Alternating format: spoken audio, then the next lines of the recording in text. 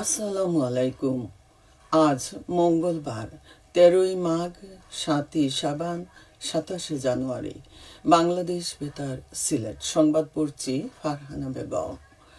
নির্বাচন কমিশনার আব্দুর রহমান এল মাসউদ বলেছেন, আগামী 12ই ফেব্রুয়ারি গণভোট ও ত্রয়োদশ জাতীয় সংসদ নির্বাচনকে সুষ্ঠু, অবাধ ও গ্রহণযোগ্য করে তুলতে নির্বাচন কমিশন প্রতিশ্রুতিবদ্ধ।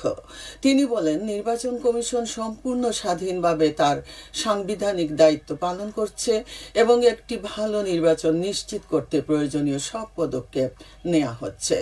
তিনি গতকাল রাজধানীতে নির্বাচন ভবনে নিজ কার্যালয়ে সাংবাদিকদের বিভিন্ন প্রশ্নের জবাবে এসব কথা বলেন।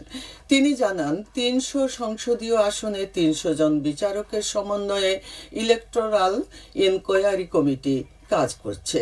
ত্রয়োদশ জাতীয় সংসদ নির্বাচন ও গণভোটে বাংলাদেশ বেতার শীর্ষক কমিউনিটি ব্রডকাস্ট অনুষ্ঠান অনুষ্ঠিত হবে আজ।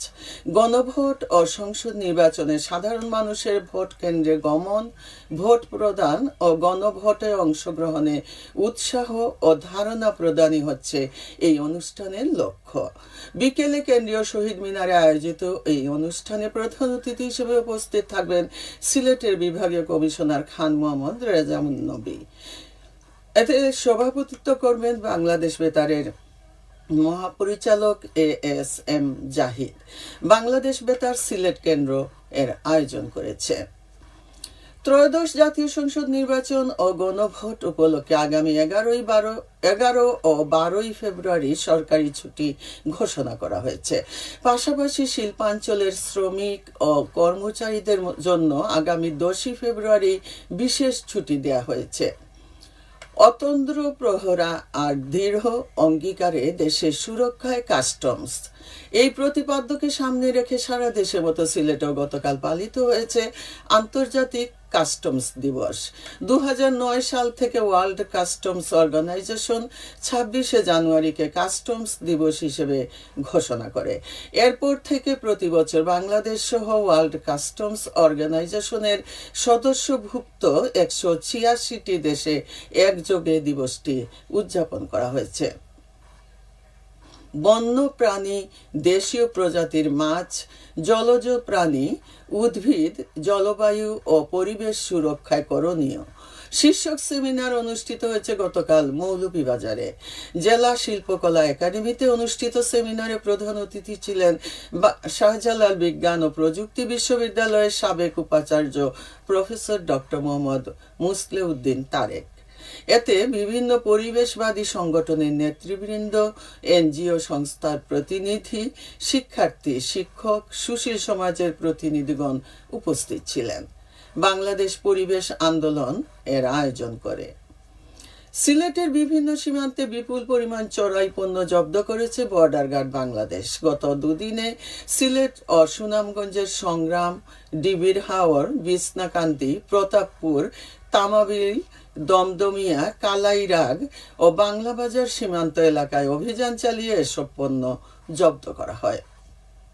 অভিযানে ভারতীয় গরু ও মহিষ, শাড়ি, কমলা, চিনি, জিরা, কসমেটিক্স সামগ্রী, কম্বল সহ বিভিন্ন পণ্য এবং বাংলাদেশ থেকে পাচারকালে শিং মাছ জব্দ করা হয়। জব্দকৃত মালামালের মূল্য প্রায় 1.5 কোটি টাকা। খেলার খবর। ক্রিকেট। সিলেট আন্তর্জাতিক ক্রিকেট স্টেডিয়ামে প্রথম বিভাগ ক্রিকেট লিগে গতকাল বীর বিক্রম ইয়ামিন ক্রীড়াচক্র 8 উইকেটে হোয়াইট মোহামেডান স্পোর্টিং ক্লাবকে পরাজিত করে। প্রথমে ব্যাট করে হোয়াইট মোহামেডান স্পোর্টিং ক্লাব সব উইকেট হারিয়ে 118 রান সংগ্রহ করে। জবাবে বীর বিক্রম ইয়ামিন ক্রীড়াচক্র 2 উইকেট হারিয়ে জয়ের লক্ষ্যে পৌঁছে যায়। ক্রিকেটের আরও খবর। হবিগঞ্জে শুরু হয়েছে গতকাল জুলাই শহীদ স্মৃতি জেলা প্রশাসক প্রথম বিভাগ ক্রিকেট লিগ। উদ্বোধনী খেলায় অনুশীলন ক্রিকেট ক্লাব 7 উইকেটে মোহনপুর স্পোর্টিং ক্লাবকে পরাজিত করে। প্রথমে ব্যাট করতে নেমে মোহনপুর স্পোর্টিং ক্লাব নির্ধারিত 25 ওভারে 115 রান করে। জবাবে অনুশীলন ক্রিকেট ক্লাব 3 উইকেট হারিয়ে জয়ের লক্ষ্যে পৌঁছে যায়। জেলা ক্রীড়া সংস্থার আয়োজনে এই টুর্নামেন্টে 16টি দল অংশ নিয়েছে। নগরীর ব্লুবার্ড হাই স্কুল অ্যান্ড কলেজের বার্ষিক ক্রীড়া প্রতিযোগিতা ও পুরস্কার বিতরণ অনুষ্ঠিত হবে আগামীকাল। এতে প্রধান অতিথি হিসেবে উপস্থিত থাকবেন জেলা প্রশাসক মোহাম্মদ সারোয়ার আলম। বিশেষ অতিথি হিসেবে উপস্থিত থাকবেন অতিরিক্ত জেলা প্রশাসক মাসুদ রানা। সবশেষে আবহাওয়া। আজ বেলা 1টা পর্যন্ত পূর্বাভাসে বলা হয়েছে সিলেট সহ পার্শ্ববর্তী এলাকার জন্য কোনো সতর্কবাণী নেই এবং কোনো সংকেতও দেখাতে হবে না। আজ সিলেটে সূর্যোদয় হয়েছে 6টা 36 এবং সূর্য অস্ত যাবে সন্ধ্যে 5টা 32।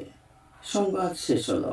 পরবর্তী স্থানীয় সংবাদ প্রচারিত হবে দুপুর 1টা 5।